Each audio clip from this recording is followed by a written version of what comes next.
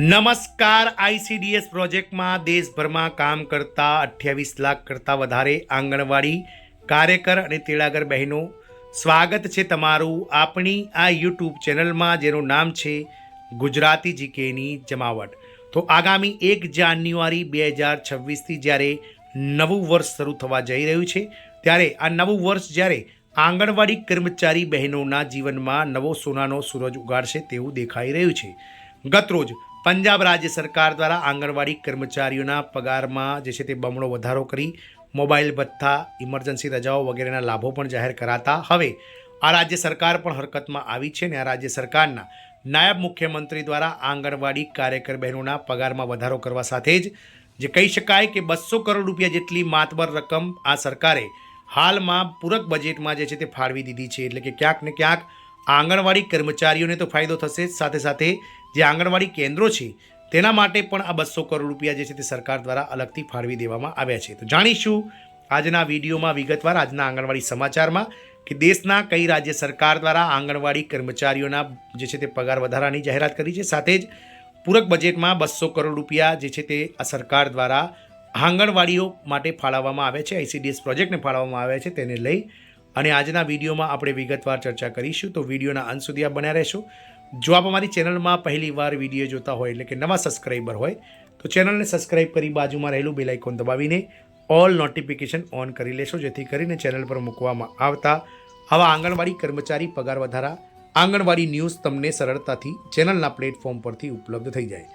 તો આંગણવાડી કાર્યકર તેડાગર બહેનોના પગારમાં વધારો કરવાને લઈ અને છેલ્લા ઘણા લાંબા સમયથી દેશભરના આંગણવાડી કર્મચારીઓ લડત લડી રહ્યા છે। આપ સૌ જાણો છો તે પ્રમાણે Gujarat high court division bench 20 August 2025નો જે ઐતિહાસિક ચુકાદો છે, જેમાં આંગણવાડી કર્મચારીઓના લઘુત્તમ વેતનમાં 14,800 રૂપિયા હાલમાં મળી રહેલા માનદ વેતનમાં ઉમેરો કરવાનો જે ચુકાદો આપવામાં આવ્યો છે અને રાજ્ય સરકારને આગામી 6 મહિનાની અંદર આ ચુકાદો જે છે તેના આધીન વધારો કરવાનો જે છે તે સ્પષ્ટ આદેશ કરાયો છે। ત્યારે આ આદેશ બાદ જ્યારે સમગ્ર દેશના આંગણવાડી કર્મચારીઓમાં નવો પ્રાણ ફૂંકાયો છે અને આદેશને લઈ અને કર્મચારીઓ વિવિધ રાજ્ય સરકારો સામે આંદોલનો, રજૂઆતો અને દેખાવો કરી રહ્યા છે। ત્યારે આ રાજ્ય સરકાર દ્વારા ગતરોજ એક પૂરક બજેટ રજૂ કરવામાં આવ્યું હતું અને આ પૂરક બજેટમાં આંગણવાડી કર્મચારીઓના પગાર વધારાની જાહેરાત થઈ હતી, સાથે જ આંગણવાડી કેન્દ્રો અને આઈસીડીએસ પ્રોજેક્ટ માટે વધારાના 200 કરોડ રૂપિયા આગામી 31 માર્ચ 2026 સુધીમાં વાપરવા માટે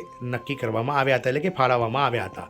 તો વાત કરીશું આ રાજ્ય સરકારના નાયબ મુખ્યમંત્રીએ વધુમાં જણાવ્યું હતું કે અમે દરેક આંગણવાડી માટે 15 લાખ રૂપિયા અને ઘોડિયા ઘરની સુવિધા ધરાવતી આંગણવાડીઓ માટે 20 લાખ રૂપિયાનું વળતર આપીશું। જો કોઈ પાસે જમીન નથી, એટલે કે કોઈ આંગણવાડી કેન્દ્ર ભાડા પર ચાલી રહ્યું છે અથવા પોતાની જમીન નથી, પોતાનું મકાન નથી, તો અમે તેમના માટે ખાનગી જમીન ખરીદવાની પણ વ્યવસ્થા કરી રહ્યા છીએ। વાત કરીશું આસામની, તો નાયબ મુખ્યમંત્રી દ્વારા જે છે તે ભુવનેશ્વર ઓડિશાની, તો ઓડિશાના નાયબ મુખ્યમંત્રી દ્વારા જાહેરાત કરાઈ છે, જેમાં આંગણવાડી કર્મચારીઓને નવા વર્ષની જે છે તે પૂર્વ સંધ્યાએ પગાર વધારો જાહેર કરવામાં આવ્યો છે, સાથે જ ઇમારતો અને સુવિધાઓ પર પણ ભાર મૂકવામાં આવ્યો છે। શિશુગૃહ આંગણવાડીને પણ 20 લાખ રૂપિયા મંજૂર કરવામાં આવ્યા છે।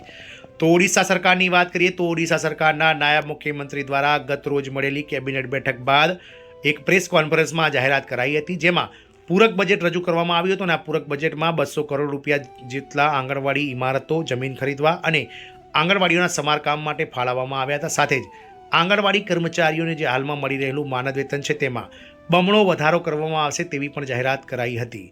ઓડિશા સરકાર આંગણવાડી વ્યવસ્થામાં સુધારો અને મજબૂતીકરણ કરવા માટે પ્રતિબદ્ધ છે। રાજ્ય સરકારે આ દિશામાં એક મોટું પગલું ભર્યું છે। ઓડિશા સરકારે આંગણવાડી કર્મચારીઓની સ્થિતિ સુધારવા તેમજ તેમના પૂરક બજેટમાં 200 કરોડ રૂપિયા આ કર્મચારીઓ માટે ફાળવ્યા છે। જો કે આ રકમમાં આંગણવાડી કર્મચારીઓના પગાર વધારાનો સમાવેશ થતો નથી, પરંતુ તેનો ઉપયોગ આંગણવાડીઓ માટે ઇમારતો અને સંસાધનો ખરીદવા માટે કરવામાં આવશે। આ વિશે બોલતા ઓડિશા રાજ્ય સરકારના નાયબ મુખ્યમંત્રી પ્રભાતી પરિદાએ જણાવ્યું હતું કે આ બજેટ અમારી સરકારની પ્રતિબદ્ધતા છે। અમે પૂરક બજેટમાં આંગણવાડીઓ માટે 200 કરોડ રૂપિયા ફાળવ્યા છે। મારું માનવું છે કે આ ઓડિશા સમૃદ્ધ આંગણવાડીઓ બનાવવા માટે સરકારની પ્રતિબદ્ધતાને પૂર્ણ કરવા તરફ આગળ વધી રહ્યું છે।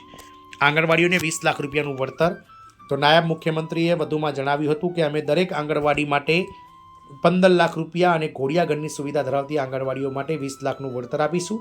જો કોઈ પાસે જમીન નથી, એટલે કે પોતાનું આંગણવાડી કેન્દ્રની જમીન નથી અથવા મકાન નથી, તો તેમના માટે અમે ખાનગી જમીન ખરીદવાની પણ વ્યવસ્થા કરી રહ્યા છીએ। આમ ઓડિશા સરકાર દરમિયાન જે છે તેમણે આંગણવાડી કર્મચારીઓના પગારમાં તો બમણો વધારો કર્યો જ છે, સાથે જ આંગણવાડી કેન્દ્રો માટે જે છે તે નવા આંગણવાડી કેન્દ્રોના બાંધકામ માટે, જમીન ખરીદવા માટે અને સમારકામ માટે તેમજ ઘોડિયા ઘર ધરાવતા આંગણવાડી કેન્દ્રો માટે અલગથી 200 કરોડ રૂપિયાની માતબર રકમ જે છે તે ફાળવવામાં આવી છે.